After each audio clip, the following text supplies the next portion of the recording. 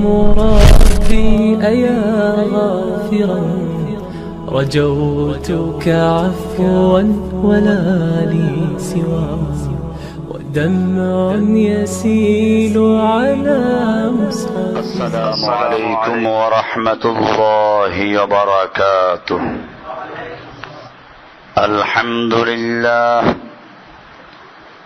الحمد لله نحمده ونستعينه ونستغفره ونؤمن به ونتوكل عليه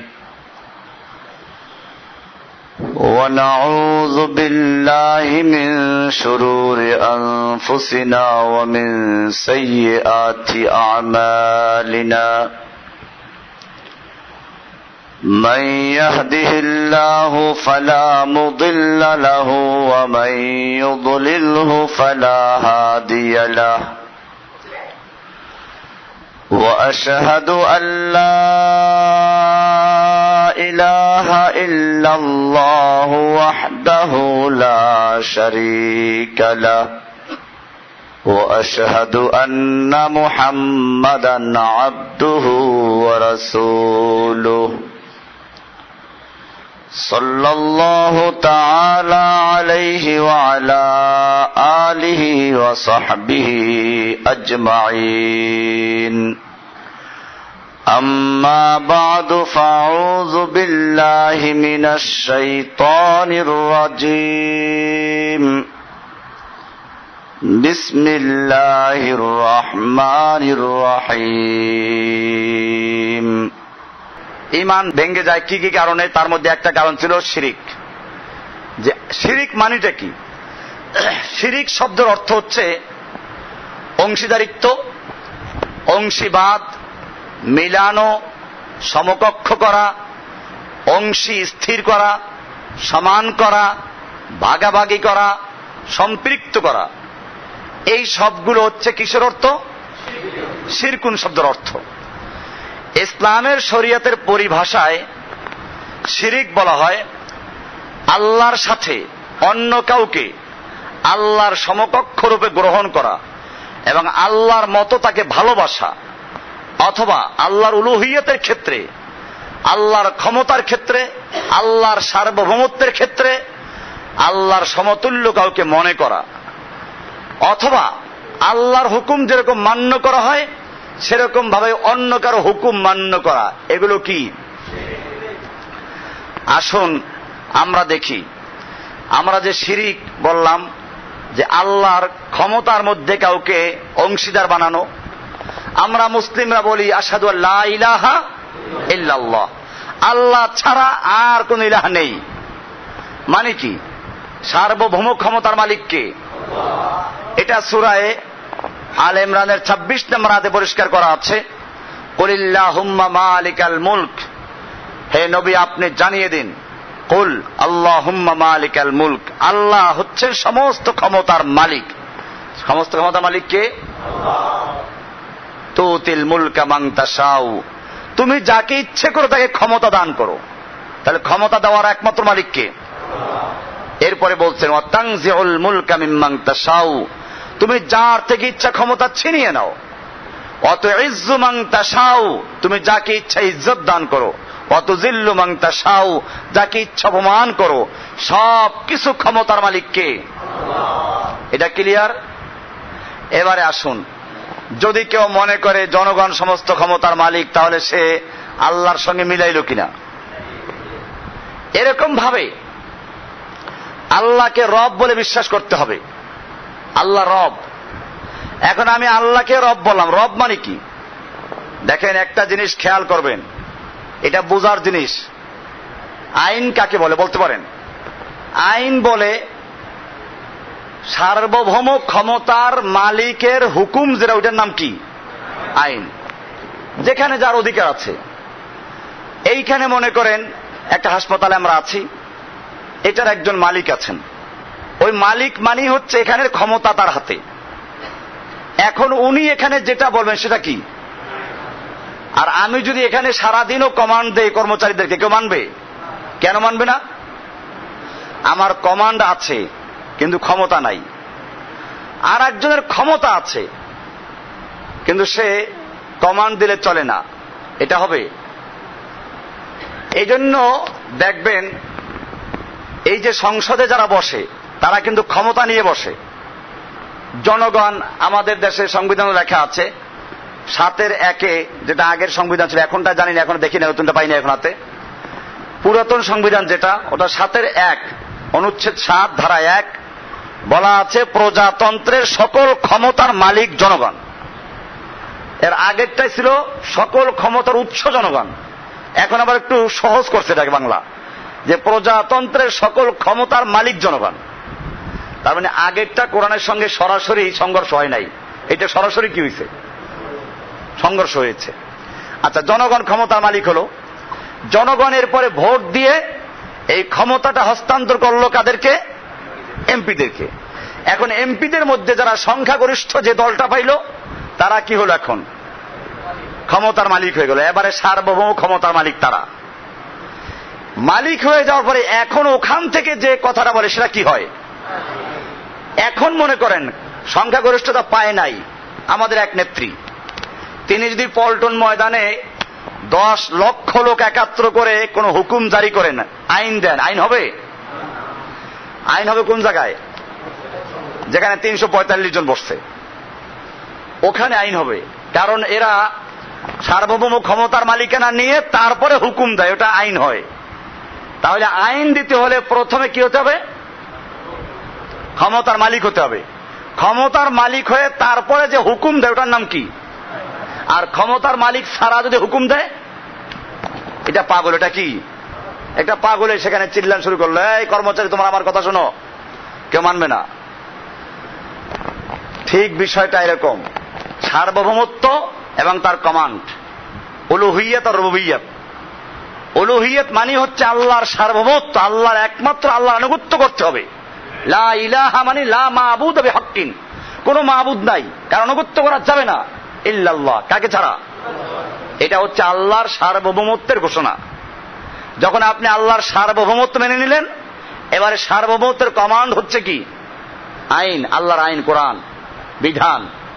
এখন যদি কোনো ব্যক্তি আল্লাহর হুকুম না মানে, তার ঈমান থাকবে? ঈমান ভেঙে গেছে। লা ইলাহা ইল্লাল্লাহ পড়ে ঈমান ভেঙে গেছে। এজন্য বিষয়টা মনে রাখতে হবে, লা ইলাহা ইল্লাল্লাহর মধ্যে বিষয়গুলো চলে আসবে। আল্লাহর ক্ষমতার মধ্যে কোনো অংশীদার নাই, আল্লাহর কাজের মধ্যেও কোনো অংশীদার নাই, আল্লাহর মালিকানার মধ্যে কোনো অংশীদার নাই। এই সবগুলোকে বিশ্বাস করলে সে মুমিন হয়।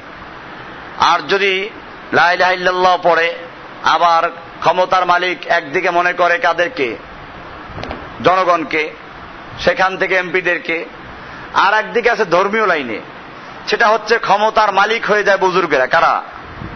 বুজুর্গেরা, পীরেরা ক্ষমতার অনেক মালিক, আল্লাহর সিদ্ধান্ত পর্যন্ত পাল্টে দেয়। এরকম কাহিনী অনেক আছে, আমি এগুলো আগে এখানে দেখাইছি, বই পড়ে পড়ে শুনাইছি। যে একজনে বলল যে আল্লাহর কি আছে, মাবুদের আন্দাজ নাই। এক কাহিনী সম্পর্কে বলছে, মাবুদের আন্দাজ নাই। একটা লোকের একটা ছেলে ছিল, তো সে মারা গেল। মারা যাওয়ার পরে ওই লোকের একটা নাতি ছিল, 12 বছরের একটা নাতি, গাভী লালন পালন করে তার নানিকে দাদুকে খাওয়াইতো। কয়েকদিন পর নাতিটাও মারা গেল, লাশটা নিয়ে কাঁদতেছে। ওখান দিয়ে শামসু তাবরিজি যাচ্ছেন বুজুর্গ, জিজ্ঞেস করলেন যে কাঁদছো কেন? বলে আপনাকে বলে লাভটা কি, আমার একটা ছেলে ছিল, সে মারা গেল, তাকে আল্লাহ নিয়ে গেল। ছিল এই 12 বছরের নাতিটা, যে কোন রকম একটা গাভী লালন পালন করে আমাকে দুগ্ধ খাওয়াইয়া বাঁচাই রাখতো, এখন তার লাশটা দেখতে পাচ্ছেন, এই দুঃখে কাঁদছি। বুজুর্গ সাহেব জিজ্ঞেস করলেন এই ঘটনা কি সত্য? মহিলা বৃদ্ধা উত্তর দিলেন সত্য হওয়াতে কোনো সন্দেহ নাই। তখনই বুজুর্গ সাহেব বলিলেন, হে ছেলে, তুমি আমার নির্দেশে দাঁড়িয়ে যাও। ছেলে দাঁড়িয়ে গেল, জীবিত হয়ে গেল। এরপরে ওই দাদি জিজ্ঞেস করলেন, তুমি তো মরেছিলে, কেমনে জীবিত হইলা? এই বুজুর্গ সাহেব আমাকে জীবিত করেছেন। এই কথা কয়েকবার লেখা, মানে যাতে ভালো করে শিরকটা মজবুত হয়। এই খবর খাঁটি মুসলমান বাদশার কাছে পৌঁছানো হলো। বাদশাহ বুজুর্গ সাহেবকে ডাকাইয়া জিজ্ঞেস করলেন যে হুজুর, আপনি এই বৃদ্ধার নাতিকে কিভাবে জীবিত করলেন? বুজুর্গ সাহেব বলিলেন, আমি বলেছি হে ছেলে তুমি আমার হুকুমে দাঁড়িয়ে যাও। বাদশাহ বলিলেন, আফসোস, আপনি যদি বলতেন আল্লাহর হুকুমে দাঁড়িয়ে যাও। বুজুর্গ সাহেব বলিলেন, মাবুদের কাছে আবার কি জিজ্ঞেস করিব তার আন্দাজ নাই। এই লোকটার মাত্র একটা ছেলে ছিল, তাও নিয়ে গেল। তারপরে ছিল এই 12 বছরের একটা নাতি। কোন রকম একটা গাভী লালন পালন করে এই বৃদ্ধার জীবনটা বাঁচিয়ে রেখেছিল, তাকেও নিয়ে গেল। এই জন্য আমি রুহু জগৎ থেকে, মাবুদের দরবার থেকে জোরপূর্বক রুহুটা ছিনিয়ে নিয়ে এসেছি। লেখা আছে এটা অনেক বড় পীরের বইতে, যাকে সবাই এদেশে হক্কানি পীর বলে দাবি করে। তাহলে এখন আল্লাহর ক্ষমতার মধ্যে হস্তক্ষেপ করা হলো। এমনি ভাবে আল্লাহ সুবহানাহু ওয়া তাআলা সব দেখেন, জানেন। এই গুণটা কার? আল্লাহর। আমরা করলাম কি? বুজুর্গেরা সব দেখে, এটা ভিন্ন বিষয়। আমরা এটা ক্লিয়ার করতে চাই, কোন বিষয় অস্পষ্ট যেন না থাকে। কারামতকে আমরা অস্বীকার করি না।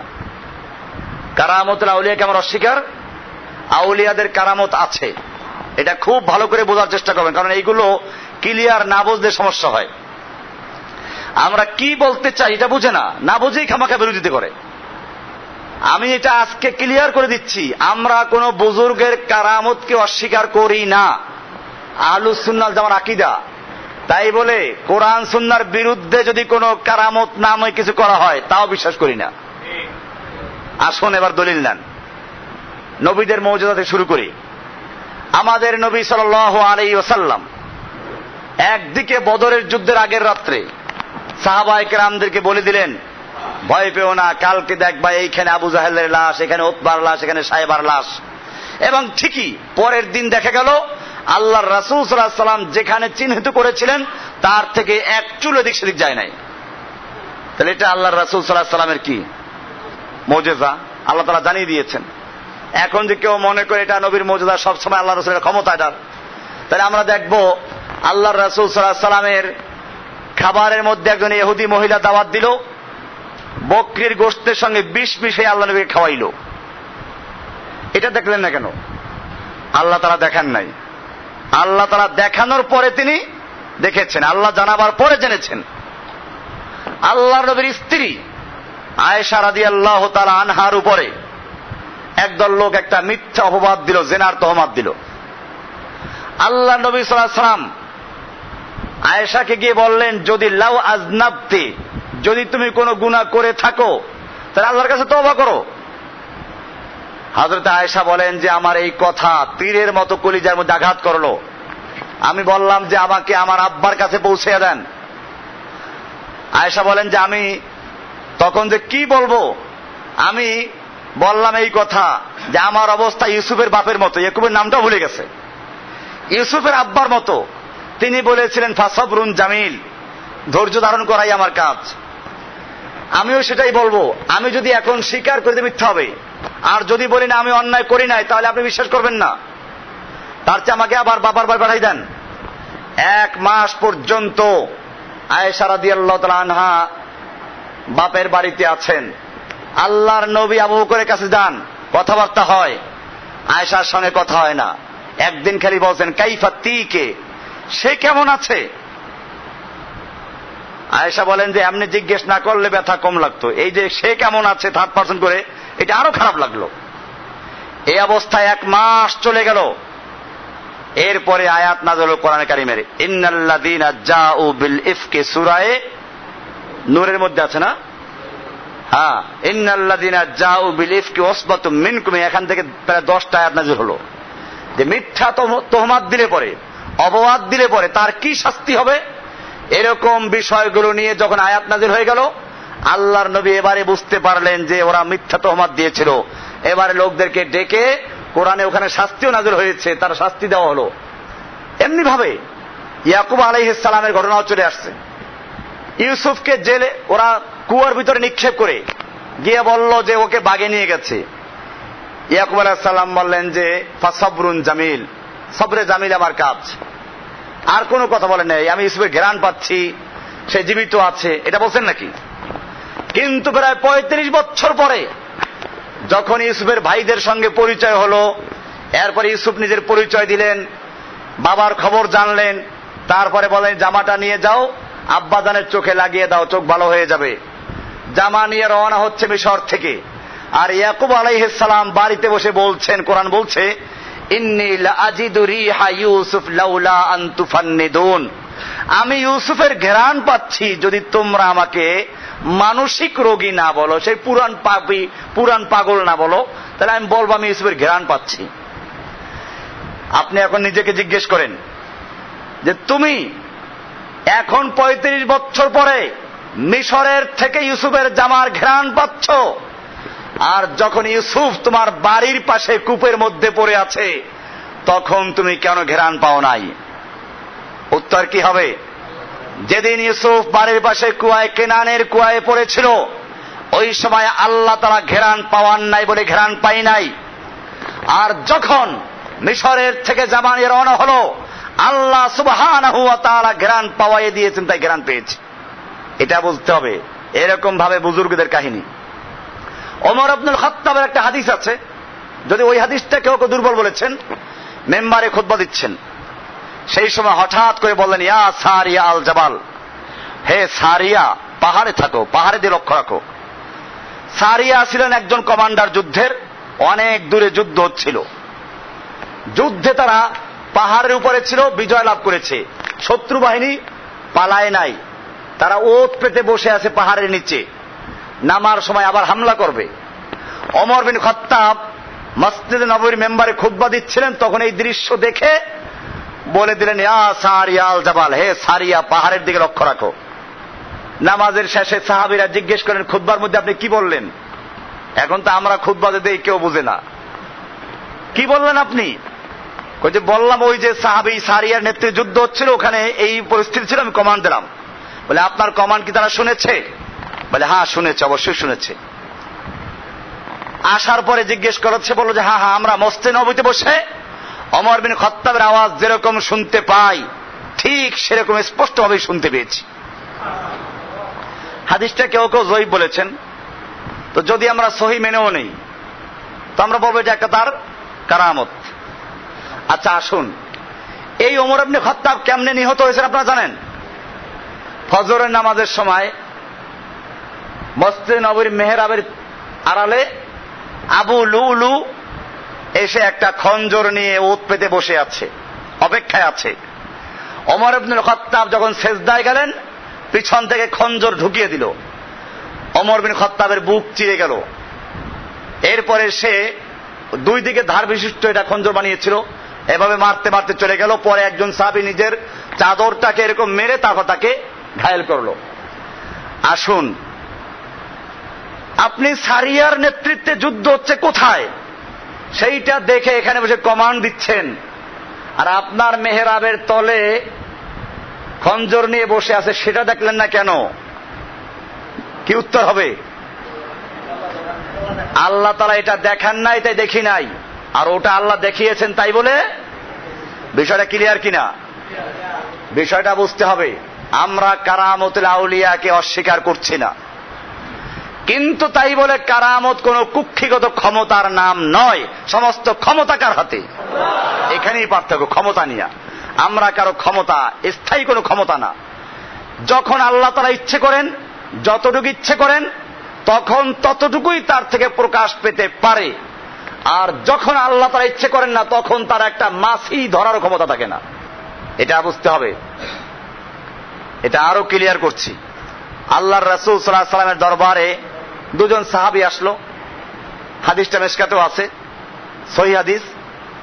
দীর্ঘ সময় পর্যন্ত আলোচনা করার কারণে রাত্র গভীর হয়ে গেছে, অন্ধকার রাত্রি কেমনে যাবেন। দুজন লোক রাস্তায় বের হলো, দুজনের হাতে দুটো লাঠি, একটা লাঠি জ্বলে উঠলো, আলোকিত হয়ে গেল। দুইজনের রাস্তা যে পর্যন্ত একসাথে, মনে করেন এখান থেকে দুইজন মেইন রোডে যাবে, তো এই ছোট রাস্তা দুজন একসাথে গেল, একটা লাঠি জ্বলতেছিল। এরপরে দুজনের রাস্তা আলাদা, এরপরে আর একজনের লাঠিটাও জ্বলে উঠল। এটা কারামত, এটা আমরা স্বীকার করি। তবে শর্ত যদি কোরআন সুন্নাহর কোনো কিছুর সাথে খেলাফ না হয়, আর কোরআন সুন্নাহর সাথে যদি পরিপন্থী হয়, তাহলে এই কারামত মানা যাবে না, এটা কুফরি, এটা শিরিক। এখন আসুন, এই যে কারামত, মাবুদের কাছে আবার কি জিজ্ঞেস করব, এইটাকে মানা জায়েজ আছে? এটা কোরআনের একটা আয়াতের পরিপন্থী না। মাবুদের আন্দাজ নাই। আল্লাহ বলছেন ইন্না কুল্লা শাইইন খালাকনাহু বিকদার, আমি সব কিছু পরিমিতভাবে সৃষ্টি করেছি, সব আন্দাজ মতো, বেআন্দাজে কিছু না। এরপরে যদি আমাদের কাছে বেআন্দাজে মনেও হয়, আল্লাহর ভুল ধরা যাবে? আল্লাহ কোরআনে বলেছেন লা ইউসআলু আম্মা ইয়াফআলু ওয়া হুম ইউসআলুন, আল্লাহ তাআলা যেটা করেন সেখানে কেন এই প্রশ্ন করার অধিকার কারো নাই। আল্লাহ সকলকে প্রশ্ন করবেন, আল্লাহকে প্রশ্ন করার অধিকার কারো নেই। এখন যদি কেউ এরকম প্রশ্ন তুলে, আল্লাহর আন্দাজ নাই, আল্লাহর কাছে আবার কি জিজ্ঞেস করব, তাহলে এইটাকে আমরা কারামত বলবো না, এটা শয়তানি বলবো? এটা পরিষ্কার শয়তানি এবং পরিষ্কার শিরকি গুনাহ। এটা কিসের আল্লাহর ওলি? এরকম ভাবে আমাদেরকে মনে রাখতে হবে। ওই যে বলি না, তাজকিরাতুল আউলিয়াতে লেখা আছে, দেখবেন ইব্রাহিম ইবনে আদহামের কাহিনীতে, উনি হজ করতে গিয়ে দেখলেন যে কাবা নাই, কাবা নাই, সিজদায় পড়ে গেলেন, আল্লাহ তোমার কাবা কোথায় গেল? আল্লাহ তাআলা জানাইলেন যে না, তোমার কোনো দোষ না যে তুমি কাবা দেখতে পাচ্ছ না, বিষয়টা হচ্ছে কাবা চলে গেছে। আমার এক বৃদ্ধা বান্দি আল্লাহর ওলি রাবেয়া বসরি হজ করতে আসতেছে, তাকে আগাইয়া আনার জন্য চলে গেছে, কাবা চলে গেছে। এখন আপনাকে আমি জিজ্ঞেস করি, কাবা যে চলে গেল, এই কাবার দিকে ফিরে যারা নামাজ পড়ে, তখন নামাজের কি হবে?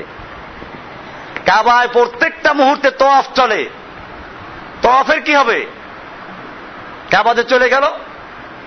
তারপরে আসুন, এই যে কাবা চলে গেল, আল্লাহর নবী সাল্লাল্লাহু আলাইহি ওয়াসাল্লাম মদিনার থেকে উমরা করতে হুদায়বিয়া পর্যন্ত আসলেন। মক্কার লোকেরা বাধা দিল, ওসমানকে পাঠাইলেন, যাও মক্কার লোকদেরকে বুঝাও আমরা উমরা করতে এসেছি, যুদ্ধ করতে আসি নাই। মক্কার লোকেরা ওসমানকে একটু আটকে দিয়ে ছড়াই দিল যে ওসমানকে হত্যা করা হয়েছে। বিষয়টা যাচাই করার জন্য মুসলমানদের প্রতিক্রিয়া কি হয়, এই জন্য প্রতিক্রিয়া থাকতে হবে, কুফাররা ভয় পেয়ে যাবে। আল্লাহর নবীর তাবুতে যখন খবর আসলো ওসমানকে হত্যা করা হয়েছে, আল্লাহর নবী সাল্লাল্লাহু আলাইহি সাল্লাম বললেন ইয়া সাবা সাজারা, ওহে গাছের নিচে অবস্থানকারী সাহাবীরা চলে আসো, ওসমানকে হত্যা করা হয়েছে। আল্লাহর নবী হাত রেখে দিলেন, আসো বায়াত করো, যতক্ষণ পর্যন্ত ওসমান হত্যার বদলা নিতে গিয়ে হয়তো মক্কা বিজয় করে ছাড়বো, নতুবা সকলেই শহীদ হয়ে যাব, একটা লোক মদিনায় ফিরে যাব না, এই মর্মে কে কে রাজি আছো বায়াত করো।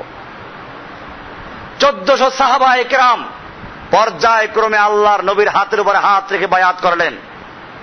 এক পর্যায়ে আল্লাহর নবী সাল্লাল্লাহু আলাইহি ওয়াসাল্লাম নিজের বাম হাতটাকে ডান হাতের উপরে রেখে দিয়ে বলছেন এটা ওসমানের হাত, যাতে এই বায়াতের থেকে ওসমান বঞ্চিত না হয়। বায়াত হয়ে গেল। আসলে কি ওসমানকে হত্যা করা হয়েছিল? আল্লাহর নবী যদি গায়েব জানতেন তাহলে এই খামাখা বায়াত নিতেন নাকি? বুঝতে হবে, আল্লাহ তাআলা জানাইলে জানেন, না জানাইলে জানেন না, এটাও মাঝখানে বলে দিলাম। যাই হোক, বায়াত হয়ে গেল, আল্লাহর পক্ষ থেকে আয়াত নাযিল হয়ে গেল লাকাদ রাদিয়াল্লাহু আনিল মুমিনিন ইয ইউবাইউনাকা তাহতা শাজারা। আল্লাহ তাআলা মুমিনদের প্রতি সন্তুষ্ট হয়ে গেছেন আর রাজি হয়ে গেছেন, খুশি হয়ে গেছেন যখন তারা আপনার হাতের উপর হাত রেখে বায়াত করছিল গাছের উপরে, গাছের নিচে বসে। আল্লাহ তাআলা খালি এ পর্যন্ত রাজি হয়ে শেষ করেন নাই, আল্লাহ বলছেন ইয়াদুল্লাহি ফাওকা আইদিহিম, তাদের হাতের উপরে স্বয়ং আল্লাহর নিজের হাত ছিল। সাহাবায়ে কেরাম বায়াত করলেন আর কবিতা পড়তে লাগলেন নাহনুল্লাযীনা বায়াউ মুহাম্মাদা আলাল জিহাদে মা বাকিনা আবাদা। আমরা সে জাতি যারা আল্লাহ নবীর হাতে হাত দিয়ে বায়াত করেছি, আমরা জিহাদ চালিয়ে যাব যতক্ষণ পর্যন্ত আমাদের দেহের সঙ্গে রূহ থাকবে। এই ছিল সাহাবায়ে কেরামদের বায়াত। এই বায়াত লয়ে গেছে কোথায় জানেন? পীরেরা নিয়ে গেছে, চিন্তাই করে, ডাকাতি করে নিয়ে গেছে। এই যে পীর মুরিদির বায়াত কোথায় পাবে? এই আয়াতগুলো পড়ে, ওই হাদিসগুলো পড়ে। কিন্তু বায়াত নিবে আমিরুল মুমিনিন, বায়াত নিবে খলিফাতুল মুসলিমিন। সেই খেলাফত ব্যবস্থাটাকে ধ্বংস করে দিয়ে বায়াত নিয়ে গেছে কোথায়? এখন আবার একটা সিলসিলা বানাইছে। আল্লাহর নবী নাকি আলীকে খেলাফত দিয়ে গেছেন, আলী দেশের হাসান বসরিকে সাজারা বলে। সাজারা মানে বৃক্ষ, গাছের ডাল। এখান থেকে ডাল ছাড়তে ছাড়তে চলে গেছে কোথায়? আমি জিজ্ঞেস করতে চাই, শিয়াদের একটা আকীদা আছে, আপনারা কি শিয়া কিনা? শিয়াদের আকীদা হচ্ছে আল্লাহর নবী সাল্লাল্লাহু আলাইহি ওয়াসাল্লাম গাদিরে খুম নামক জায়গায় আল্লাহর নবী সাল্লাল্লাহু আলাইহি ওয়াসাল্লাম আলীকে বললেন যে আলী তুমি আমার পরে খলিফা হবে, খেলাফত দিয়ে গেলেন। শিয়ারা এজন্য বলে যে আল্লাহর রাসূল সাল্লাল্লাহু আলাইহি ওয়াসাল্লামের পরে আবু বকর, ওমর, ওসমান, এই যে তিনজন খলিফা, এরা যেহেতু আল্লাহর নবীর ফয়সালা মানে নাই, আলীকে খলিফা মানে নাই, এজন্য তারা নিজেরা মুরতাদ হয়ে গেছে, তারা মুনাফিক ছিল, এবং তাদেরকে যারা মান্য করে তারা সব মুনাফিক হয়ে গেছে। নাউজুবিল্লাহ মিন যালিক। এটা কাদের বক্তব্য? শিয়াদের বক্তব্য। আর আহলুস সুন্নাহ ওয়াল জামাতের বক্তব্য হচ্ছে এই যে না, আল্লাহর নবী সাল্লাল্লাহু আলাইহি ওয়াসাল্লাম আলীকে খেলাফত দিয়ে যান নাই, বরং আল্লাহর রাসূল হাদিসে পরিষ্কার বলেছেন লাউ কানা বাদি নবিয়ান লাকানা ওমর, আমার পরে যদি কোন নবী হতো সে নবী হতো কে?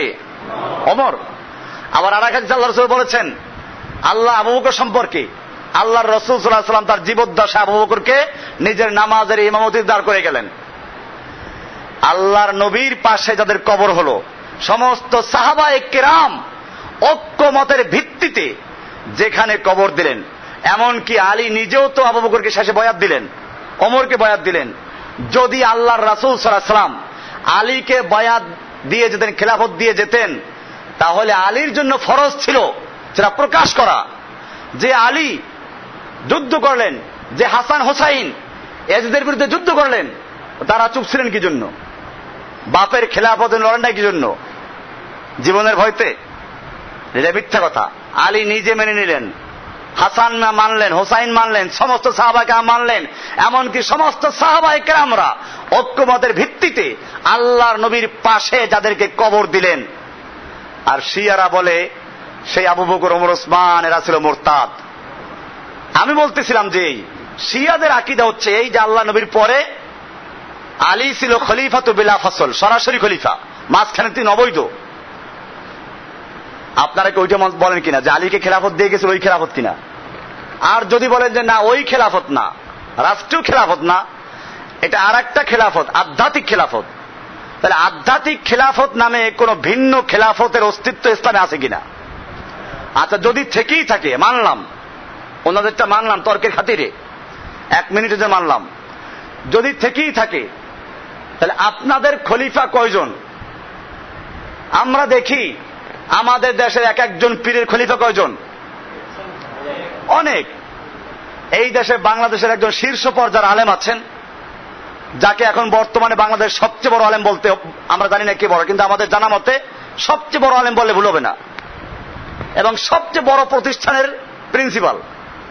তার একটা কিতাব আছে ফুয়ুজাতে আহমদিয়া। না না, পিসাব না, এরকম পিসাব না, আপনারা যারা বুঝছেন তারা, এরকম পিসাব না, অনেক বড় আলেম। তার একটা বই আছে ফুয়ুজাতে আহমদিয়া, আলেমরা বুঝতে পেরেছেন। এই বইতে লেখা আছে হযরতের খলিফাদের তালিকা। সেই খলিফাদের তালিকা লেখা আছে আবার সকলমে, নিজের কলমে লেখছেন। কয়জন আছে কে বলতে পারেন? 636 জন। কয়জন? 636 জন। আমি ওই আলেমকে ছোট করার জন্য বলছি না এটা, কিন্তু এটা ভালো করে বুঝবেন, কারণ যার কথা বলছি তার ছাত্র এখানে অনেক থাকতে পারেন, সারা বাংলাদেশই আছে। কাজী আমি তাকে ছোট করার জন্য না, এই জন্য তার নামটা বলি নাই, কিন্তু আমি বলতে চাচ্ছি যে বিষয়টা সেটা বুঝতে হবে যে এর দ্বারা প্রমাণ হলো যে আধ্যাত্মিক লাইনের যে খলিফা, এই খলিফা একাধিক হতে পারে। তাহলে আমি জিজ্ঞেস করতে চাই, আপনি আপনার মেহনতের মাধ্যমে, আত্মশুদ্ধির মাধ্যমে আপনি 636 জনকে খেলাফত দেওয়ার উপযুক্ত মনে করলেন, আল্লাহর নবী সাল্লাল্লাহু আলাইহি ওয়াসাল্লাম কি সারা জীবনে একজনকে উপযুক্ত মনে করলেন আলীকে এছাড়া আর কাউকে খেলাফত দেওয়ার উপযুক্ত মনে করেন নাই? খালি আলীকে খেলাফত দিলেন, আর কোন ব্যক্তি এই খেলাফত পাওয়ার উপযুক্ত ছিল না। আবু বকর কি সেই আধ্যাত্মিক অর্জন করতে পারেন নাই? ওমর অর্জন করতে পারেন নাই? ওসমান পারেন নাই? আবু উবায়দা পারেন নাই? বেলাল হাফসি পারেন নাই? সালমান পারেন নাই? সোহাইব রবি পারেন নাই? মুআজ পারেন নাই? সাদ পারেন নাই? এরকম হাজার লক্ষ সাহাবী, এত সাহাবায়ে কেরামদের মধ্যে কাউকে আল্লাহর রাসূল সাল্লাল্লাহু আলাইহি ওয়াসাল্লাম খেলাফত দেওয়ার মতো তৈরি করতে পারলেন না। তৈরি করতে পেরেছেন কয়জন মাত্র? আর আপনি পাচ্ছেন কতজন? তাহলে তো মাশাআল্লাহ, আপনি আল্লাহর রাসূলের চেয়েও কি আধ্যাত্মিক শক্তিতে বেশি শক্তিশালী। কারণ নবী যা না পেরেছেন আপনি তা পারলেন। আপনি তাহলে কোন খেলাফত বলতে চান? আসুন বলেন, কোনটা বলবেন? আলীকে যে আল্লাহ নবী খেলাফত দিয়ে গেছিল, কোন খেলাফত? যদি বলেন রাষ্ট্রীয় খলিফা, তাহলে শিয়াদের পক্ষে আপনি চলে গেলেন। তাহলে মাঝখানে তিনজন বাদ, তারা মোরতাদ, তাদেরকে মেনেছে তারা মোরতাদ। আলী নিজেও যেহেতু মেনেছে, আলীও মোরতাদ। আর যদি বলেন যে না রাষ্ট্রীয় খেলাফত না, আধ্যাত্মিক খেলাফত, তাহলে আধ্যাত্মিক খেলাফত শুধু আলীকে দিলেন, অন্যরা দোষ করলো কি? অন্যরা উপযুক্ত ছিল না? এটা কি সাহাবায়ে কেরামদের শানকে, মর্যাদাকে, আল্লাহ নবীর ছাত্রদেরকে আপনি ছোট করলেন না? আপনি নিজে 100 খলিফা বানাইতে পারেন, 500 খলিফা বানাইতে পারেন, আর আল্লাহ রাসূল সাল্লাল্লাহু আলাইহি ওয়াসাল্লাম সারা জীবনে খলিফা বানাইতে কয়জন? কোন খলিফা বলবেন? একটু আল্লাহকে ভয় করেন। কেবল জসিমউদ্দিন রহমানির বিরোধিতা করতে যাইয়েন না, চিন্তা করে আল্লাহকে ধরা পড়তে হবে। এই খেলাফত বায়াতকে আপনারা ছিনতাই করেছেন। যে খেলাফত বায়াত ছিল রাষ্ট্রের, সেই খেলাফত বায়াতকে ছিনতাই করে তারপরে নিয়ে গেছে কোথায়? এর কোনো দলিল নাই। দলিল খালি একটাই বলবে, এত বড় বুজুর্গেরা কম বুঝেছে, আপনি খালি বুঝলেন। এইটা বললে আমার কোনো উত্তর নাই, এইটা বললে আমার কোনো উত্তর নাই। আমি কোরআন হাদিস থেকে যা বুঝেছি সেটা আমি প্রমাণ করেছি, এবং আলহামদুলিল্লাহ আমি একটা বই আর একটা লিখতেছি, ইনশাআল্লাহ এটা আপনারা পাইলে সব পরিষ্কার হয়ে যাবেন। আকীদা, কিতাবুল আকায়েদ, এগুলো প্রশ্ন উত্তর আকারে নিচ্ছি ইনশাআল্লাহ। সেগুলো সবগুলো আপনারা হয়তো আগামী সম্মেলনের দিনে ইনশাআল্লাহ পাবেন, আমরা চেষ্টা করবো ইনশাআল্লাহ। আজকেই সম্পন্ন করেছি বইটাকে, তো আশা করি যে কালকে প্রেসে চলে যাবে, এবং ইনশাআল্লাহ আপনাদেরকে সামনের মজলিসে আমরা দেওয়ার চেষ্টা করব। এই বইটা কিতাবুল আকায়েদ নাম, প্রায় 300-র উপরে, প্রায় 350-র মতো প্রশ্ন এবং তার উত্তর, সব দলিল ভিত্তিক। সেখানে এই সবগুলো আসবে ইনশাআল্লাহ। বলছিলাম যে বিষয়টা, যে এই যে খেলাফত আর বায়াত চিন্তাই হয়ে গেল, আপনি কোন দিকে যাবেন? এই খেলাফত কোন খেলাফত? আধ্যাত্মিক খেলাফত বলবেন আলাদা, তাহলে আল্লাহ নবী শুধু একজনকে দিলেন। আর যদি বলেন রাষ্ট্রীয় খেলাফত, তাহলে মাঝখানে 3 জনকে আপনি কি বলবেন? অতএব বুঝতে হবে। যাই হোক, বলতেছিলাম আল্লাহ রসুল বায়াত নিলেন। সেই বায়াত ছিল কিসের বায়াত? এক ওসমানকে বন্দী করা হয়েছে, সেই বায়াত নিলেন। আজকে 1000 ওসমান বন্দী হয়ে আছে, 1000 ওসমানদেরকে হত্যা করা হচ্ছে, জেলখানায় ঢুকে তারপরে তাদেরকে নির্যাতন করা হচ্ছে, উলঙ্গ করা হচ্ছে। এই জন্য তো বায়াত নাই।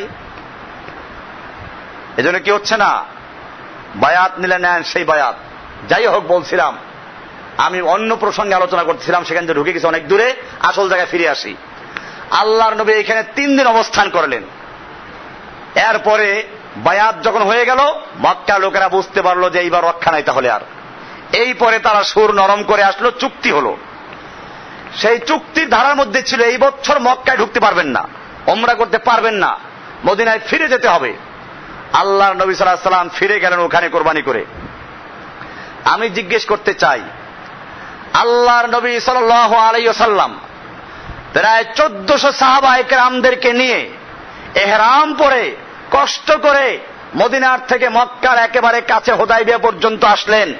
3 দিন পর্যন্ত থাকলেন, ওসমানকে পাঠাইয়া চেষ্টা করলেন, বায়াত হলো, আল্লাহ বায়াত কবুল করলেন, বায়াতের উপরে সিলমোহর লাগাইলেন, আল্লাহ নিজের হাত রাখলেন। এরকম এত কিছু হলো, কিন্তু ওইখানে কাবা গেছিল? আল্লাহ নবীর জন্য কাবা গিয়েছিল? আল্লাহর নবীর জন্য কাবা যায় নাই, কাবা গেছে কার জন্য? এখন বুঝতে পারছেন? কার কাবা চলে গেল কার জন্য? রাবেয়া বসরির জন্য চলে গেছে। এখন আমি কি বলি, এটাকে কেরামত বলবো? এটা মিথ্যা, এটা কি? এরপর অনেকে বলে যে আসল কাবা যায় নাই, ছায়া কাবা গিয়েছিল। আমি বলবো আপনি আগেরটা ভুলে গেছেন। আগে তো বললেন যে কাবা খুঁজে পায় না, ইব্রাহিম আদম কাবা খুঁজে পায় নাই, তো ছায়া কাবা গেলে আবার খুঁজে পায় নাই কেন? ছায়া কাবায় যদি গিয়ে থাকে উনি কাবা খুঁজে পায় না বললেন না আগে? এই মিথ্যা কথাকে প্রমাণ করার জন্য আরো 10টা মিথ্যা কথা বলতে হয়, তারপর প্রমাণ হয় না। এই জন্য বুঝতে হবে। আমি বলতেছিলাম যে বিষয়টা, যে কারামত, এই কারামতের নামে শিরিক আছে আমাদের সমাজে। বুজুর্গরা সব দেখে, মুরিদের অন্তরের খবর সব জানে, লেখা আছে ওদের কিতাবে। আশ-শাইখু জাসুসু কলবিল মুরিদ, পীর হচ্ছে মুরিদের কলবের অন্তরের গোয়েন্দা। ইয়াদখুলু ওয়া ইয়াখরুজু, পীর মুরিদের অন্তরে ঢুকে আর বের হয়। ওয়ালা ইয়াত্তালিউ আলাইহিল মুরিদু, কিন্তু মুরিদে তার টের পায় না। পীর মুরিদের অন্তরে ঢুকে আর বের হয়, মুরিদ কি করে না? টের পায় না। এই যে কতগুলো ক্ষমতা, আমরা এগুলোকে বলি শিরিক। এগুলো কি শিরিক? এগুলো ধর্মীয় শিরিক। আরো অনেক আছে। হুজুর আপনাকে দেখা মাত্র অতীত বর্তমান ভবিষ্যৎ সব বলে দিবেন। এগুলো বলার মালিক কে? না মানুষ। মানুষ কোন আলেমুল গায়েব না, গায়েবের মালিক একমাত্র কে? এই জন্য আমার এই বইতে আজকে 4টা প্রশ্ন উত্তর লিখেছি। আল্লাহর নবী কিসের তৈরি? আল্লাহর নবী মানুষ ছিলেন কিনা? আল্লাহর নবী আলেমুল গায়েব ছিলেন কিনা? আল্লাহর নবী সব জায়গায় হাজির নাজির কিনা? প্রত্যেকটা প্রশ্ন উত্তর কোরআন এবং সহিহ হাদিস থেকে দেওয়া, কোনো কথা নিজের না, ডাইরেক্ট কোরআন আয়াত দিয়ে জবাব দেওয়া আছে। তো যাই হোক, আমরা শিরিক নিয়ে আলোচনা করি। এবার আসুন শিরিক সম্পর্কে কোরআনের আয়াত কতগুলো আমরা শুনি এবং হাদিস শুনি। শিরিকের ভয়াবহতা কি?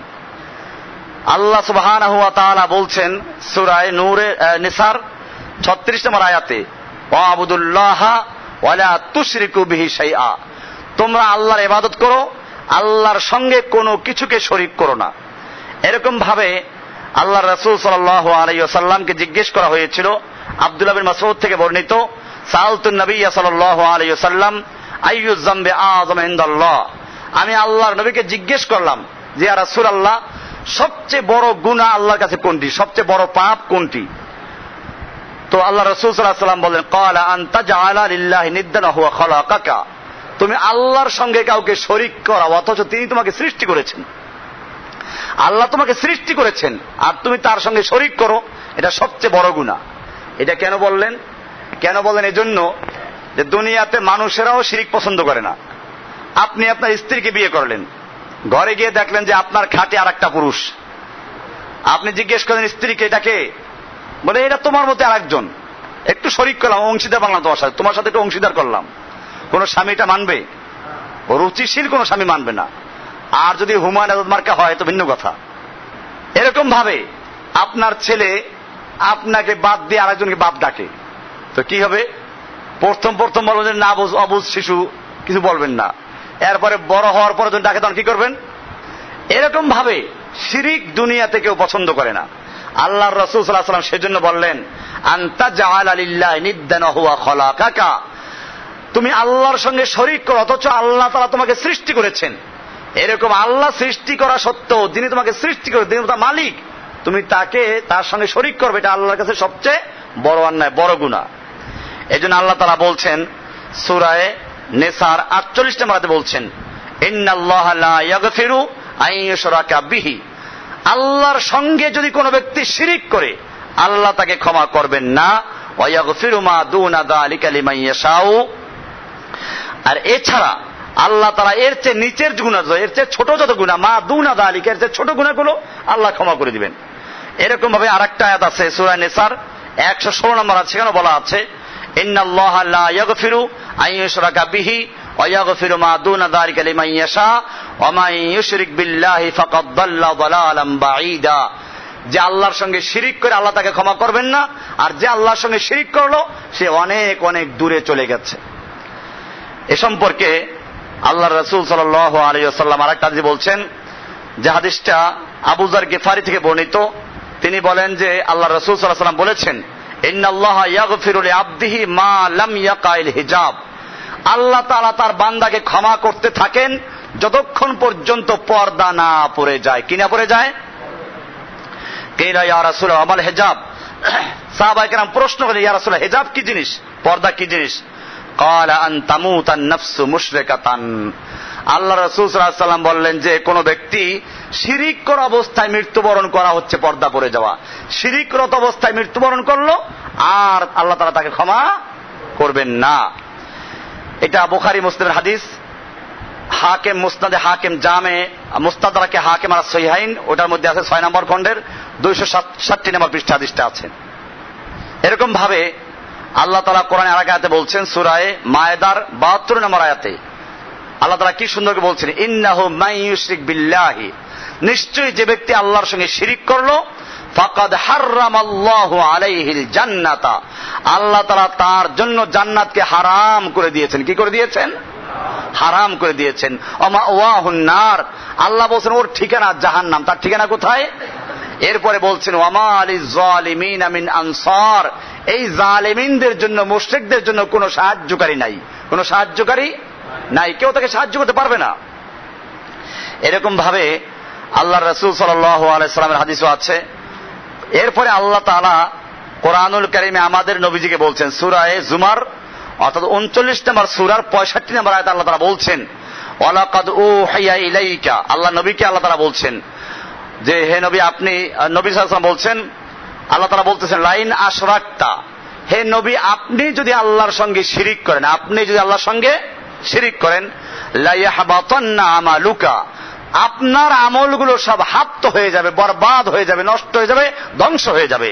ওয়ালা তাকুনান্না মিনাল খাসিরিন, এবং আপনি ক্ষতিগ্রস্ত লোকদের অন্তর্ভুক্ত হবেন। কাকে বলা হচ্ছে?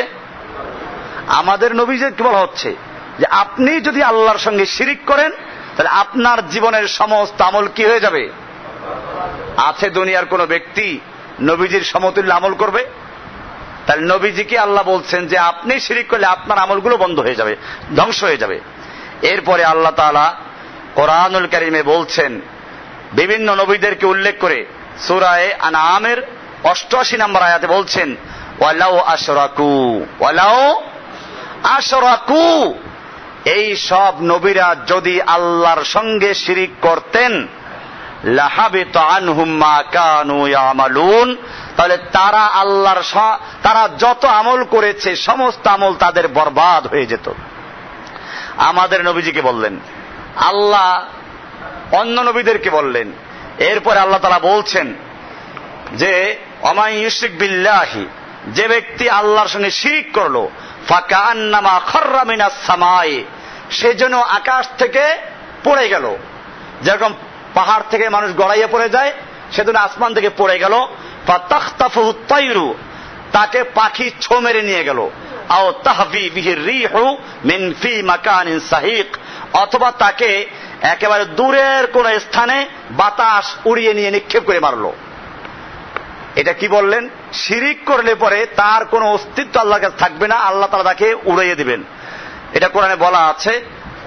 আল্লাহ তাআলা কোরআনে স্পষ্ট করে বলছেন এটা, ওয়াকাদিমনা ইলা মা আমিলু মিন আমালিন ফাজআলনাহু হাবাআম মানসুরা। এটা সূরা ফুরকানের 23 নম্বর আয়াতে আল্লাহ তাআলা বলছেন, ওয়াকাদিমনা ইলা মা আমিলু মিন আমালিন, তারা যত আমল করেছে সে আমলগুলোর দিকে আমি লক্ষ্য করলাম। ফাজআলনাহু হাবাআম মানসুরা, আমি তাদের সেই আমলগুলোকে বিক্ষিপ্ত ধুলাকণায় পরিণত করে দিয়েছি, বিক্ষিপ্ত ধুলাকণায় উড়িয়ে দিয়েছি। এটা কোনো মূল্য নাই যদি কি থাকে? শিরিক থাকে। এরপরে আল্লাহ তাআলা বলছেন, যারা মুশরিক শিরিক করে এরা না অপবিত্র, নাপাক। আল্লাহ কোরআনে বলছেন সূরা তওবার 28 নম্বর আয়াতে আল্লাহ বলছেন, ইয়া আইয়ুহাল্লাযীনা আমানু ইন্নামাল মুশরিকুনা নাজাসুন, হে নবী, হে মুমিনরা জেনে রাখো, নিশ্চয় মুশরিকরা নাপাক। মুশরিকরা কি? তাহলে যারা এতক্ষণ আমি দেখাইছি শিরিক করে দুই রকম, একটা রাষ্ট্রীয় শিরিক আর একটা কি ধর্মীয় শিরিক। দুই দলই শিরিকে লিপ্ত আছে। আল্লাহ এবারে বলছেন ইন্নামাল মুশরিকুনা নাজাসুন, মুশরিকরা নাপাক।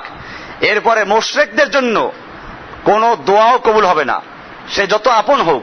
আল্লাহ তাআলা কোরআনুল কারীমের সূরা তওবার 113 নম্বর আয়াতে বলছেন, মা কানা লিন নাবিয়্যি ওয়াল্লাযীনা আমানু আন ইস্তাগফিরু লিল মুশরিকিনা, কোন নবীর জন্য এবং কোন মুমিনের জন্য উচিত হবে না আন ইস্তাগফিরু লিল মুশরিকিন, কোন মুশরিকের জন্য দোয়া করা, ওয়ালাউ কানু উলি কুরবা, যদিও সে হোক না একেবারে নিকট আত্মীয়, মিন বাদে মা তাবায়্যানা লাহুম আন্নাহুম আসহাবুল জাহিম, যখন তাদের কাছে পরিষ্কার হয়ে গেল, সুস্পষ্ট হয়ে গেল যে সে জাহান্নামের অধিবাসী, জাহান্নামী হয়ে গেছে, এখন আর দোয়া করাও জায়েজ নাই। এটার একটা শানে নুজুল আছে। আমাদের নবীজির চাচা আবু তালেব, যেই লোকটা সারা জীবন নবীর পক্ষে কাজ করলো, যেই লোকটা সারা জীবন নবীর খেদমত করলো, 3 বছর পর্যন্ত অবরুদ্ধ ছিল আল্লাহ নবীর কারণে, এই লোকটা মৃত্যু মুখে পতিত হচ্ছে। আল্লাহর নবীজি মাথার কাছে গিয়ে বসলেন, চাচা খালি বলো লা ইলাহা ইল্লাল্লাহ, এটা চাবি, জান্নাতের চাবি, এটা ছাড়া তালা খুলবে না। খালি এইটা বলো, মুহাম্মদুর রাসূলুল্লাহ তোমার সাক্ষী দেওয়া দরকার নাই, লা ইলাহা এতটুকু বলতে, লা ইলাহা ইল্লাল্লাহ বলতে হবে, তাওহীদ, এটা ছাড়া কাজ হবে না, শিরিক থাকলে কাজ হবে না। আবু তালেব বলল না, মারা গেল। আল্লাহর নবীজি মৃত্যুর পরেও দোয়া করতে লাগলেন। হাদিসে পরিষ্কার বলা হয়েছে, আল্লাহর রাসূল সাল্লাল্লাহু আলাইহি ওয়াসাল্লাম বললেন, আমি ততক্ষণ পর্যন্ত দোয়া করতে থাকব যতক্ষণ পর্যন্ত আল্লাহর পক্ষ থেকে আমাকে নিষেধ না করা হবে। কে দোয়া করছেন? কে দোয়া করছেন? আল্লাহর নবী কি তার চাচাকে হেদায়েত দিতে পেরেছেন? হেদায়েত দেওয়ার মালিক কে? এই একটা লোককে আল্লাহ হেদায়েত দিলে কোনো আপত্তি ছিল? আমাদেরও তো মনে চায়, আবু তালেবের ঘটনা শুনতে শুনতে আমাদেরও তো মায়া লাগে যে আল্লাহ তুমি ওরা হেদায়েত দিলে না কেন? আল্লাহর কি মায়া আমাদের চেয়ে কম না বেশি? তা আল্লাহ কেন আবু তালেবকে হেদায়েত দিলেন না? রহস্যটা কি? রহস্য আছে, আল্লাহু আলাম, আল্লাহ ভালো জানেন কি রহস্য আছে। কিন্তু আমরা যেটা বাহ্যিকভাবে মনে করি তা হচ্ছে এই, আল্লাহ তাআলা গোটা দুনিয়ার মানুষদের জন্য দলিল পেশ করলেন যাতে করে কেউ এই বিশ্বাস না করে পীর হেদায়েত দিয়ে দিবে, পীরে তাওয়াজ্জু দিয়া অল্লি বানাই দিবে, পার করে নিবে, কেউ ফেরে না খালি হাতে খাজা বাবার দরবার হতে, পীর তার রুহের সব দেখে, আধ্যাত্মিক সব চিকিৎসা করে দিবে, এই সমস্ত আকীদা কেউ না রাখে, সেইটা বুঝাবার জন্য আল্লাহ তাআলা স্পষ্ট করে দেখাইলেন যে আমাদের নবী, আমাদের মুহাম্মদ সাল্লাল্লাহু আলাইহি ওয়াসাল্লাম, যার আগের পিছের সমস্ত গুনাহ ক্ষমা করা হয়েছে, সাইয়্যিদুল আম্বিয়া ওয়াল মুরসালিন, যিনি সমস্ত নবীদের নবী, রাসূলদের রাসূল, সমস্ত মাখলুকের সর্বশ্রেষ্ঠ ব্যক্তি, তাকেও আল্লাহ তাআলা এই ক্ষমতা দেন নাই একজন লোককে হেদায়েত দেওয়ার মতো। সুতরাং এর পরে যারা দাবি করবে সে হেদায়েত দিয়ে দিবে, পার করে নিয়ে যাবে, তরাইয়ে নিবে, সেই ব্যক্তি নিশ্চয়ই হয়তো আল্লাহর নবীর চেয়ে বড়, নইলে শয়তান। নইলে কি আল্লাহর নবীর চেয়ে বড় হওয়ার কোন সুযোগ আছে? এইভাবে আবু তালেব মারা গেল। এরপরে আল্লাহর পক্ষ থেকে আয়াত নাযিল হয়ে গেল, সূরা কসাসের আয়াত, ইন্নাকা লা তাহদি মান আহবাবতা, হে নবী আপনি যাকে পছন্দ করবেন, আপনি যাকে ভালোবাসবেন তাকে হেদায়েত দিবেন, এই ক্ষমতা আপনাকে দেওয়া হয় নাই। ওয়ালাকিন্নাল্লাহা ইহদি মান ইয়াশাউ, বরং আল্লাহ তাআলা যাকে ইচ্ছে করেন তাকে হেদায়েত দান করেন। ওয়াহুয়া আ'লামু বিল মুহতাদিন, আল্লাহ তাআলাই জানেন কে হেদায়েত প্রাপ্ত হবে। এটা জানার মালিক কে? হেদায়েত দেওয়ার মালিক কে? এইটা হয়ে গেল। এরপরে আল্লাহ তাআলা তার নবীকে দেখেন কিভাবে বলছেন, যেটা বললাম ওই পরে আয়াত সূরা তাওবার 113 নম্বর আয়াত আল্লাহ বলছেন, মা কানা লিন নাবিয়্যি ওয়াল্লাযীনা আমানু, কোন নবীর জন্য এবং কোন মুমিনের জন্য সমুচীন হবে না, উচিত হবে না, আইয়াস্তাগফিরু লিল মুশরিকিন, কোন মুশরিকের জন্য ইস্তেগফার করা, দোয়া করা। তাহলে মুশরিকের জন্য দোয়া করাও জায়েজ নেই। আল্লাহর নবীকে নিষেধ করা হচ্ছে তোমার এই চাচার জন্য দোয়া করবে না। ওয়ালাউ কানু উলি কুরবা, হোক না সে নিকট আত্মীয়, একেবারে কাছের আত্মীয় না, আল্লাহ তাআলা সেটা বলেন, ওয়ালাউ কানু উলি কুরবা, যদিও হয় সে নিকট আত্মীয়, তার জন্য ইস্তেগফার করতে পারবা না। মিন বাদে মা তাবায়্যানা লাহুম, যখন তাদের সামনে স্পষ্ট হয়ে গেল, আন্নাহুম আসহাবুল জাহিম, তারা জাহান্নামী। তারা কি? মুশরিক কোথায় চলে যায়? জাহান্নামী। তাহলে আর ইস্তেগফার করা যাবে? এরপরে আল্লাহ তাআলা বলছেন, ইন্নাল্লাযীনা কাফারু মিন আহলিল কিতাবি ওয়াল মুশরিকিনা, নিশ্চয় যারা আহলে কিতাবদের থেকে যারা কাফের, ওয়াল মুশরিকিন এবং যারা মুশরিক, ফি নারে জাহান্নামা, তারা কোথায় যাবে? জাহান্নামের আগুনে জ্বলবে, খালিদিনা ফিহা, স্থায়ীভাবে জ্বলবে। উলাইকা হুম শাররুল বারিয়া, এরাই হচ্ছে সৃষ্টির মধ্যে সবচেয়ে নিকৃষ্টতম প্রাণী। এরপরে আল্লাহ তাআলা বলছেন সূরায়ে, এটা ছিল 151 নম্বর আয়াত সূরা আলে ইমরানের। এরপর আল্লাহ বলছেন ওয়ায়াবুদুনা মিন দুনিল্লাহি, মানুষরা আল্লাহর পরিবর্তে এমন কিছুর ইবাদত করে মা লা ইয়াদুররুহুম ওয়া লা ইয়ানফাউহুম, যারা ওদের কোনো উপকারও করতে পারে না, ক্ষতিও করতে পারে না। উপকার করার মালিক কে? ক্ষতি করার মালিক কে? অথচ তারা এমন কিছুর ইবাদত করছে যারা ওদের ক্ষতিও করতে পারে না, উপকার করতেও পারে না। আর বলে কি? ওয়ায়াকুলুনা, তারা বলে হাউলাই শুফাআউনা ইনদাল্লাহ, এরা আল্লাহর কাছে আমাদের দিকে সুপারিশ করবে। কি করবে? আমাদের সুপারিশ করে নিয়ে যাবে, তরাইয়ে নিয়ে যাবে। মেলে কিনা? এবার দেখেন আল্লাহর উত্তরটা কি সুন্দর উত্তর। কোরআনে আয়াত পড়তেছে, আয়াত, এটা আমি তৈরি করে পড়তেছি না, আয়াত নাম্বার বলতেছি। কাজে এর পরেও যদি কারো সমস্যা থাকে তওবা করা উচিত। আল্লাহ তাআলা কি বলেন শুনুন। আল্লাহ বলছেন কুল, হে নবী আপনি বলুন, আতুনাব্বিউনাল্লাহা বিমা লা ইয়ালামু ফিস সামাওয়াতি ওয়ালা ফিল আরদ, তোমরা কি আল্লাহ তাআলাকে জানাচ্ছ, আল্লাহ তাআলাকে খবর দিচ্ছ যেটা আল্লাহ তাআলা নিজে জানেন না? আল্লাহকে জানাইতেছে এরা সুপারিশকারী, আল্লাহ জানেন না যেটা কি? আল্লাহ বলতেছেন তোমরা কি আল্লাহকে জানাচ্ছ বিমা লা ইয়ালামু মা ফিস সামাওয়াতি ওয়ালা ফিল আরদ, আল্লাহ তাআলা যেটা জানেন না আসমানে বা জমিনে, এটা আল্লাহ তাআলা জানেন না, তোমরা কি আল্লাহকে সেটা জানাচ্ছ? সুবহানাহু ওয়া তাআলা আম্মা ইউশরিকুন, আল্লাহ বলছেন ওরা যা আল্লাহর সঙ্গে শরীক করছে এর থেকে আল্লাহ তাআলা অনেক ঊর্ধ্বে এবং আল্লাহ তাআলা অনেক পবিত্র। আল্লাহ পবিত্র এগুলোর থেকে।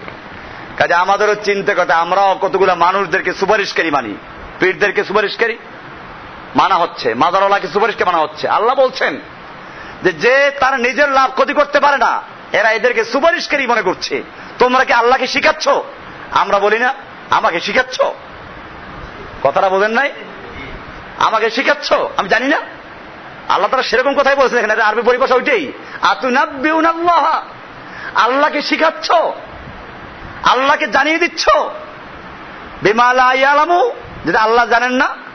আল্লাহ জানেন না, আল্লাহকে জানে যে আল্লাহ এরা সুপারিশকারী, এই বুজুর্গরা সুপারিশ করে নিয়ে যাবে, দুই হাতে দুজনকে পার করে নিয়ে যাবে। ওই যে মাওয়াজে সাকিয়া থেকে দেখেছিলাম যে পীর ধরা ফরজ, তারপরে লেখছে যে যদি কারো দুইজন পীর হয়, দুই পীর দুই ডানা ধরে কোথায় হয়ে যাবে? দো পীর দো ডানা পাকারকে বেহেশত মিলে জায়গা কোই হরজ নেই। উর্দুতে লিখতে পারে, বাংলা লিখতে পারে। দুই পীরে দুই ডানা ধরে কি করবে? বেহেশতে নিয়ে যাবে। আল্লাহ তাআলা ওইটা উত্তর দিচ্ছেন, আল্লাহকে শিখাচ্ছ যেটা আল্লাহ তাআলা নিজে জানেন না। এরপরে আল্লাহু আকবার, মুআয ইবনে জাবাল রাদিয়াল্লাহু তাআলা আনহু বলেন কুনতু রিদফান নবী সাল্লাল্লাহু আলাইহি ওয়াসাল্লাম আলা হিমারিন, আমি আল্লাহর নবীর সাথে একটা গাধার উপরে বসেছিলাম। আমরা সাইকেলে দুজন বসি না, মোটর সাইকেলের পিছনে, আল্লাহ নবী একটা গাধায় বসে আছেন, উনি আল্লাহ নবীর পিছনে বসছেন, এক গাধায় দুইজন। এই গাধাটার নামও আছে, ইউকালু লাহু ওফাইর, গাধার নাম ছিল কি? ওফাইর। মুআয বিন জাবাল আল্লাহ নবীর পিছনে বসে আছেন যে গাধাটার উপরে, গাধাটার নাম কি? আইন ফা ইয়া রা, ওফাইর। ফাকালা, আল্লাহ রাসূল সাল্লাল্লাহু আলাইহি ওয়াসাল্লাম বলেন ইয়া মুআয হাল তাদরি হক্কুল্লাহি আলা ইবাদিহি ওয়া মা হক্কুল্লাহি ইবাদি আলাল্লাহ, তুমি কি জানো আল্লাহর হক বান্দার উপরে কি এবং বান্দার হক আল্লাহর উপরে কি? হক অধিকার, অধিকার বলা হয়েছে আল্লাহর উপরে। কি সুন্দর কথা। আল্লাহ নবী যখন সাহাবীকে কথা জিজ্ঞেস করলেন, সাহাবী বললেন আল্লাহু ওয়া রাসূলু আ'লামু, আল্লাহ এবং আল্লাহর রাসূল এটা ভালো জানেন। আল্লাহর রাসূল সাল্লাল্লাহু আলাইহি ওয়াসাল্লাম উত্তর দিচ্ছেন, খুব ভালো করে দেখেন, আপনার হক এটা। ফাইন্না হক্কাল্লাহি আলা ইবাদিহি, আল্লাহর হক বান্দার প্রতি, মানে আল্লাহ তাআলা আমাদের কাছে পাওনা, কি পাওনা আছেন? আইয়াবুদুহু ওয়া লা ইউশরিকু বিহি শাইআ, যে তারা শুধুমাত্র আল্লাহর ইবাদত করবে, আল্লাহর সঙ্গে অন্য কোনো কিছুকে শরীক করবে না। এটা কার হক? কার কাছে? বান্দার কাছে।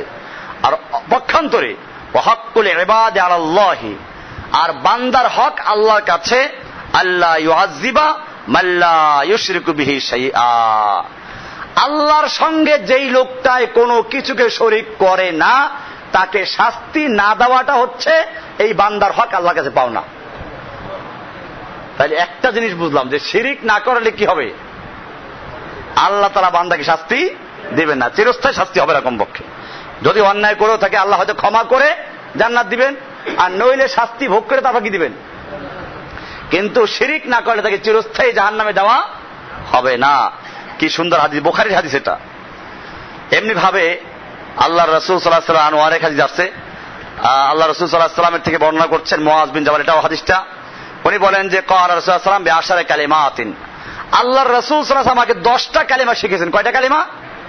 10টা কালিমা শিখিয়েছেন। কি কি উনি গণনা করলেন? 1 নাম্বার, লা তুশরিক বিল্লাহি ওয়া ইন কুতিলতা ওয়া হুররিকতা, তুমি আল্লাহর সঙ্গে কোনো কিছুকে শরীক করবে না, যদিও তোমাকে আগুনে পোড়াইয়া দেওয়া হয় অথবা তোমাকে কতল করে দেওয়া হয়, তবুও তুমি আল্লাহর সঙ্গে কোনো কিছুকে শরীক করবে না এবং শিরিক করবে না। 2 নাম্বার, ওয়ালা তাউক্কান্না ওয়ালিদাইকা, তুমি তোমার পিতামাতার অবাধ্য হবে না। ওয়াইন আমারাকা আন তাখরুজা মিন আহলিকা ওয়া মালিকা, যদিও তারা উভয়জন তোমাকে হুকুম করে তুমি তোমার আহাল এবং মাল ত্যাগ করে চলে যাও, তারপরও মা বাবার সাথে অবাধ্য হবে না, হুকুম অমান্য করবে না। তারপরে 3 নাম্বার বললেন, ওয়ালা তাতরুকান্না সালাতান মাকতুবাতান মুতাআম্মিদান, খবরদার তুমি কোন ফরজ সালাতকে ইচ্ছে করে তরক করবে না। কারণ ফাইন্না মান তারাকা সালাতান মাকতুবাতান মুতাআম্মিদাতান, যে ব্যক্তি কোন সালাতকে, ফরজ সালাতকে ইচ্ছে করে তরক করে, ফাকাদ বারিয়াত মিনহু জিম্মাতুল্লাহ, আল্লাহ তাআলার জিম্মা তার থেকে মুক্ত হয়ে যায়, আল্লাহ তাআলা ফ্রি করে দেন। অর্থাৎ তার দায় দায়িত্ব আল্লাহ গ্রহণ করেন না, আল্লাহ যার দায়িত্ব গ্রহণ করেন না তার অবস্থা কি হবে? সে নিশ্চয় ধ্বংস হবে। এরপরে আল্লাহ রাসূল সাল্লাল্লাহু বললেন, এটা কয় নাম্বার গেল?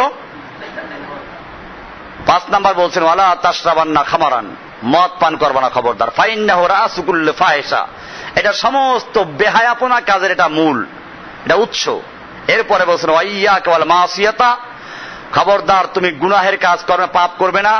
ফাইন্না বিল মাসিয়াতি হাল্লা সাকাতুল্লাহ আযজা ওয়া জাল্লা, কারণ গুনাহের মাধ্যমে আল্লাহর গজব অবতীর্ণ হয়। এরপরে বলেন, ওয়াইয়াকা ওয়াল ফিরারা মিনাজ যাহাফ ওয়া ইন হালাকান নাস, যখন তুমি যুদ্ধের ময়দানে অবতীর্ণ হও, খবরদার যদি সব মানুষও মারা যায় তারপরেও তুমি যুদ্ধের ময়দান থেকে পালাবে না, যুদ্ধের ময়দান থেকে পালানো গুনাহ কাবীরা। এরপরে বলছেন, ওয়াইদা আসাবান নাসা মাউতানে ওয়া আনতা ফীহিম, যখন কোন জায়গায় মহামারী দেখা দেয় আর তুমি সেখানে আছো, ফাসবুত, তুমি থাকো, পালাইও না, যে তুমি থাকলে তোমার হবে না, তোমার তাকদীরে লেখা থাকলে এটা হবে, না লেখা থাকলে হবে না। ওয়া আনফিকা আলা আইয়ালিকা মিন তাওলিকা, এটা তাকদীর নিয়ে আমরা আলোচনা আলাদা করব ইনশাআল্লাহ। তাকদীর একটা গুরুত্বপূর্ণ বিষয়, আমার ওই বইটা আসলে সুবিধা হবে, কারণ ওই বইটার মধ্যে সবই আছে, তাকদীর আলোচনা আছে, খুব সুন্দরভাবেই আছে। ওয়া আনতা ফীহিম ফাসবুত, এরপর বলো ওয়া আনফিকা আলা আইয়ালিকা মিন তাওলিকা, এবং তুমি তোমার সাধ্য অনুযায়ী তোমার পরিবারে খরচ করবে। এই 10টা ওসিয়ত করলেন, কিন্তু এই 10টা ওসিয়তের মধ্যে প্রথমটা কি ছিল? তুমি আল্লাহর সঙ্গে কোনো কিছুকে শরীক করবে না, যদিও তোমাকে আগুনে পুড়িয়ে দেওয়া হয় অথবা তোমাকে জ্বালিয়ে বা হত্যা করা হয়। এই জন্য আমাদের মনে রাখতে হবে, এতক্ষণ পর্যন্ত শিরিকের ভয়াবহতা নিয়ে আলোচনা করলাম। শিরিক অনেক প্রকার হতে পারে, আজকে আর সেগুলো আলোচনা করছি না। শিরিক আল্লাহর উলুহিয়তের মধ্যে হতে পারে, আল্লাহর রুবুবিয়তের মধ্যে হতে পারে। এটা আমার আরেকটা বই যেটা আছে, কিতাবুত তাওহীদ, যেটা আগে আপনারা পেয়েছেন, আজকেও আছে, যদি কারো প্রয়োজন হয় নিজের কিতাবুল ঈমান, কিতাবুত তাওহীদ, এগুলো মূল কিতাব। এর মধ্যে আমি স্পষ্ট করেছি যে একজন মুসলিমের সঙ্গে কাফেরদের পার্থক্য কোন জায়গায়। মুসলিমরা আল্লাহকে মানে, কাফেররা মানে, মক্কার কুফাররা মানত, ইহুদিরাও মানে, খ্রিস্টানরা মানে, পার্থক্য কোন জায়গায় ওটা ক্লিয়ার করা আছে।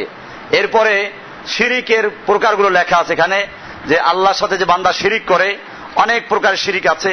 রুবুবিয়তের মধ্যে শিরিক, আল্লাহর গুণের মধ্যে শিরিক, আল্লাহর উলুহিয়তের মধ্যে শিরিক, এরকম ভাবে শিরিকের প্রকার আছে। আশিরকুল আকবার, আশিরকুল আসগার, বড় শিরিক, ছোট শিরিক।